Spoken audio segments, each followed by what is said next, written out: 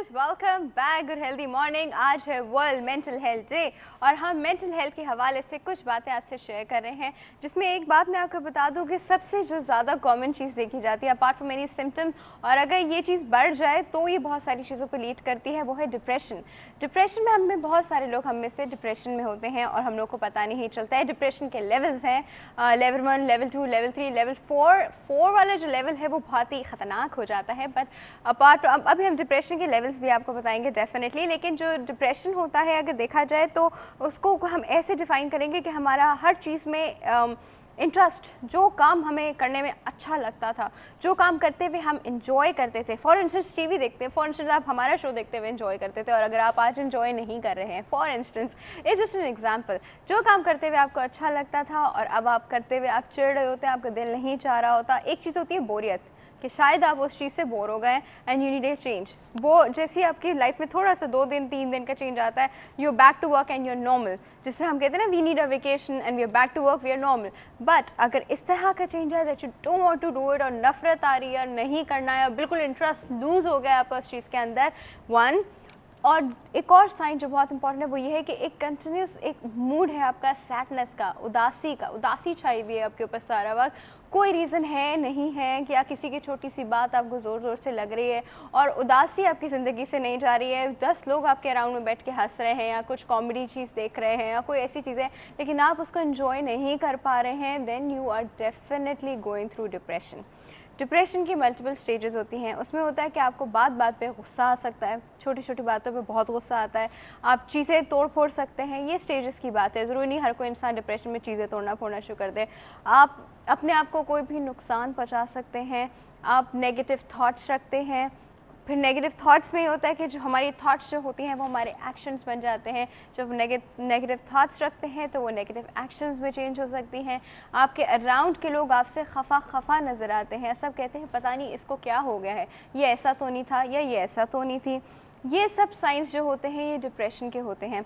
और 2 हफ्ते से ज़्यादा, 2-3 हफ्ते से ज़्यादा इनफैक्ट आई शुड से, अगर ये स्टेज चलती रहे और ख़त्म ना हो तो यू आर डेफिनेटली डिप्रेशन एक ऐसी चीज़ है जो आप घर बैठ के विल पावर से जब इस स्टेज पे पहुंच जाती है तो आप उसको सॉर्ट आउट नहीं कर सकते। You need a medical help for that. फिर आपको उसके लिए मेडिसिन देनी पड़ती हैं, कभी साइकोलॉजिकल थेरेपी करनी पड़ती है, विच इज़ कम्प्लीटली नॉर्मल, बिल्कुल नॉर्मल चीज़ है। ऐसा सबके साथ होता है, मेरे साथ हो सकता है, आपके साथ हो रहा होगा, किसी के भी साथ हो सकता है, सबके साथ हो सकता है। तो उसमें कोई अगेन आई शुड से शर्मनाक बात नहीं है। दूसरा, अगर इसको ऐसे कर दिया जाए कि स्ट्रेस से रिलेट कर दिया जाए तो आई शुड से कि स्ट्रेस विल पावर से आप नहीं लड़ सकते, ट्रीटमेंट चाहिए होती है, जिसके अकॉर्डिंग मैं आपको बताऊं कि बाइपोलर डिसऑर्डर भी एक मेंटल डिजीज़ है, जिसमें हम बात भी करेंगे, आपको बताएंगे भी क्या चीज़ है। वो चीज़ जो होती है वो एक सर्टन इमोशंस होती हैं, और या तो बहुत ज़्यादा खुशी एकदम आपको हो जाती है फॉर नो रीज़न, या फिर आप फॉर नो रीज़न रोना शुरू कर देते हैं। इन दोनों एक्सट्रीम इमोशंस का कोई इसमें कोई ताल्लुक नहीं है, मतलब कोई रिलेशन नहीं बन रहा होता सराउंडिंग से, and you stay in that state. Usually लोगों को देखा है कि वो बात बात पे बस रो रहे हैं और रो रहे हैं और रो रहे हैं, और ये चीज़ बच्चों में बहुत देखी गई है। In fact I should share this with you कि when I was in my school, मेरे साथ एक लड़की होती थी जो सारा वक्त रोती थी और सिर्फ मैं उससे पूछती थी कि तुम्हें क्या हुआ है, तो शी डिड नॉट नो कि उसको क्या हुआ है। और हम लोग को भी उस वक्त इतनी अकल नहीं होती थी कि हम लोग उसको कहें कि बहन तुम्हें ये हुआ है, कि हमें पता ही नहीं था कि ये भी एक चीज़ होती है। फिर डेफिनेटली उसका एक साइकोलॉजिकल थेरेपी हुई, उसके घर वालों ने देखा और वो कहती थी पता नहीं क्यों बस मुझे रोना आ रहा है और बस मुझे रोना आ रहा है, और वो रोती रहती थी नॉन स्टॉप, ना पढ़ाई में दिल, ना किसी और चीज़ में दिल, ना खेल कूद में दिल। तो definitely this is something which needs to be addressed कि ये क्या है, ये क्या प्रॉब्लम है। और अगर हम लोग, काश मुझे उस वक्त पता होता तो मैं उसको इतना अरसा भी उसको उस चीज़ में ना रहने देती, और मैं 2-3 साल मेरे सामने वो कंटिन्यूसली इस कंडीशन में रही है, किसी को समझ नहीं आता था, everybody give up on her कि पता नहीं इसके साथ क्या चल रहा है। That was a pure full fledge bipolar disorder, जो मुझे अब समझ में आता है कि उसके साथ हो गया था। दूसरी जो चीज़, बाइपोलर डिसऑर्डर की पेशेंट्स को अगर हम ट्रीट करें, मैं यहाँ हमको इंसिडेंस बताने लगी तो 80% जो है 100% ठीक हो जाते हैं। 80% पेशेंट बाइपोलर बाइपोलर डिसऑर्डर के 100% बिल्कुल ठीक हो जाते हैं, कोई सिम्टम उनकी लाइफ में वापस नहीं आता। कुछ को आपको एक फॉलोअप पे रखना पड़ता है, लेकिन सोचे 80% इज़ अ गुड अमाउंट, मतलब अच्छे खासे लोग बिल्कुल नॉर्मल हो जाते हैं एकदम से बिल्कुल ठीक। दूसरा मेजर डिप्रेशन जिसकी मैं बात कर रही थी कि जब मेजर डिप्रेशन में चले जाते हैं वी नीड साइकोलॉजिकल हेल्प। जब हम उसकी साइकोलॉजिकल हेल्प करते हैं, मेडिसिन देते हैं या फिर उनको सेशंस देते हैं, तो 65% लोग बिल्कुल नॉर्मल हो जाते हैं, एकदम नॉर्मल, जैसे उनकी ज़िंदगी में कभी कुछ हुआ ही नहीं था। जब हम डिप्रेशन में होते हैं तो हमारी ज़िंदगी का हर काम कॉम्प्रोमाइज़ हो रहा होता है, हमारी प्रोग्रेस रुक जाती है, प्रोग्रेस रुकने के साथ साथ वो पीछे की तरफ चली जाती है, हम अपनी ज़िंदगी में बहुत पीछे चले जाते हैं, जितना हमने उस वक्त तक अचीव किया होता है वो हमारे लिए निल हो जाता है और हम अपनी लाइफ में बहुत पीछे की तरफ जाने लगते हैं। जब हम डिप्रेशन में होते हैं तो 65% लोग जो है वो 100% बिल्कुल ठीक हो जाते हैं। उसके बाद जो 35% बची है, 35% में ये होता है कि वो बिल्कुल सिम्टमलेस हो गए, कोई ऐसी बात नहीं है, लेकिन उनके ऊपर हल्का सा फॉलोअप चेकअप रखना पड़ता है, but this is completely treatable and curable. इसके बाद जो स्किज़ोफ्रेनिया, हमने एक टर्म सुनी है जिसमें हम लोगों ने बहुत सारी मूवीज़ भी देखी हैं कि एकदम 2 पर्सनालिटीज़ हो जाती हैं, पता नहीं चलता ये वो, और कुछ लोग कहते हैं जिन आ गया है, कुछ कहते हैं भूत आ गया है, हालांकि ऐसी कोई बात नहीं होती है, उनकी पर्सनैलिटी में कोई there is a mental disorder जिसको that needs to be treated. जब हम ऐसे पेशेंट्स को ट्रीट करते हैं तो उनका सक्सेस रेट है 45%। 45% में आपको वो रेट बता रही हूँ जो कि कम्प्लीटली 100% सिम्टमलेस, कोई अब वापस रियाकर भी नहीं हो सकता उनके अंदर, उन लोगों की बात बता रही हूँ। इसके बाद जो 55% बची है उनमें ऐसा होता है कि उनको बिल्कुल सिम्टमलेस कर दिया जाता है, लेकिन अगेन उनको भी एक फॉलोअप और चेकअप पे रखा जाता है। बहुत सारी चीज़ें हमारी ज़िंदगी में बहुत ज़्यादा इंपॉर्टेंट है हमारी फ़िज़िकल और मेंटल हेल्थ के लिए। जब हम फिज़िकल और मेंटल हेल्थ को एक साथ इंपॉर्टेंस की बात करते हैं तो कोई एक ऐसा एक्शन जो दोनों चीज़ों को हेल्दी रखे वो होती है एक्सरसाइज। तो चल के करते हैं एक्सरसाइज, आप एक्सरसाइज कीजिए, कहीं मत जाएगा। Will be right back. Good healthy morning, मैं हूँ फाना मिर्ज़ा। आज मैं आपके साथ नीज़ की कुछ एक्सरसाइज शेयर करूँगी कि वो वाली एक्सरसाइजेज होंगी जिसको हम साइड लंजेस भी बोलते हैं और जिसकी वजह से हमारी जो नीज़ पे प्रेशर भी पड़ता है, जिसकी वजह से हमारे जो नीज़ के जो जॉइंट्स हैं वो स्ट्रॉन्ग होते हैं। अगर आपको कोई प्रॉब्लम हो तो कुछ एक्सरसाइज ऐसी हैं जो कि आप चेयर पे भी कर सकते हैं, लेकिन डू एक्सरसाइज, ठीक है। तो वही स्टार्ट करेंगे हम। पहले वार्म अप करेंगे, चेस्ट आउट, टमी इन, और याद रखें जब भी आप एक्सरसाइज करें आपका जो स्टमक है बिल्कुल खाली होना चाहिए। एक्सरसाइज डेली करें, 30 to 45 minutes at least daily.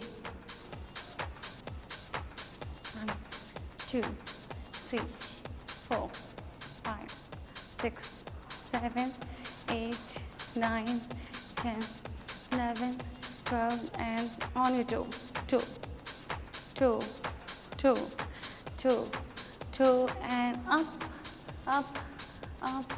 up and front, side,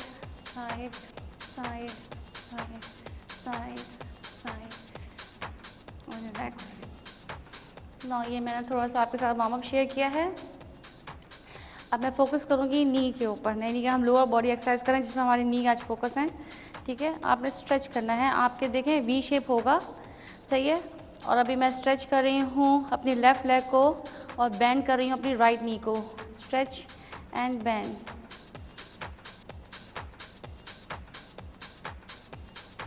to 3 4 5 6 7 8। ना आपने थोड़ा सा स्लाइडली आगे की तरफ जाना है, चिन आउट करना है। 2 3 4 5 6 7 8 एंड डाउन। और नीचे जाना है, इतना जाना है कि आपको जो चेस्ट है वो नीचे टच करे। 2 3 4 5 6 7 8 एंड होल्ड हियर। आपने होल्ड करना है यहाँ पे। स्ट्रेच अप, ऊपर की तरफ देखना है, नीचे होल्ड करना है और फ्रंट में इस तरह से आना है साइड पे। Go deep and deep, deep deep deep deep, go deep.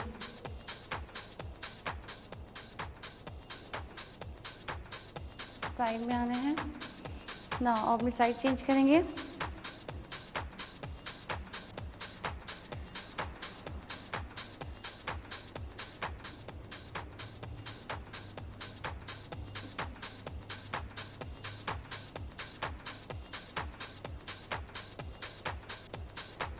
and go deep, deep, deep, deep.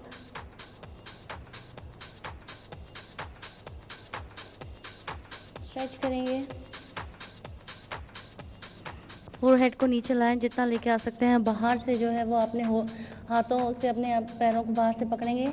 आपकी जो लेग्स हैं वो इस वक्त स्ट्रेच हैं, लेकिन आपको जो एल्बो हैं वो बेंड करेंगी, ठीक है।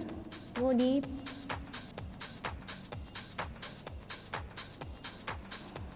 And centre. नाउ अब आपने क्या करना है, आपका जो राइट लेग है उसको आउट करेंगे, लेफ्ट लेग सामने ही रहेगा। इस तरह से करना है आपने। 1 2 3 4 5 6 7 एंड 8, ठीक है। नाउ अब आप इस तरह से करेंगे। ये राइट लेग आपका फ्रंट पे रहेगा, लेफ्ट लेग आपकी साइड पर आएगी। 1 2 3 4 5 6 7 एंड 8, ठीक है। नाउ इसी तरह से स्क्वाटिंग भी होती है, इसमें भी आपका नी को फोकस किया जाता है इस तरह से। Just hold your elbows and go deep. 1 2 3 hold, 1 2 3 hold, 1 2 3 hold, 1 2 3 hold। आपने यही एक्सरसाइज जो है वो 2 से 3 दफ़ा उसको और मज़ीद करना है, एटलीस्ट इसको 8 टाइम्स करेंगे। इसी तरीके से आपने फ्रंट पे आना है। 1 2 3 4 5 6 7 and 8. Back. Now left leg out, right leg in. 1. अच्छा, आप नोट करेंगे कि मेरी बैक बिल्कुल स्ट्रेट है, आगे की तरफ नहीं आना ना पीछे की तरफ जाना है, बिल्कुल स्ट्रेट रहेगी। चेस्ट आउट होगा आपका, टमी इन। 1 2 3 4 5 6 7 and 8। नाउ ये कुछ एक्सरसाइज थी जो मैंने आपके साथ शेयर किए हैं, जिसमें हमारा फोकस था नीज़ का। मुझे उम्मीद है ये डिफरेंट एक्सरसाइज आप अपने घर पे ज़रूर ट्राई करेंगे। मुझे इजाज़त दीजिए, खुदा हाफिज़।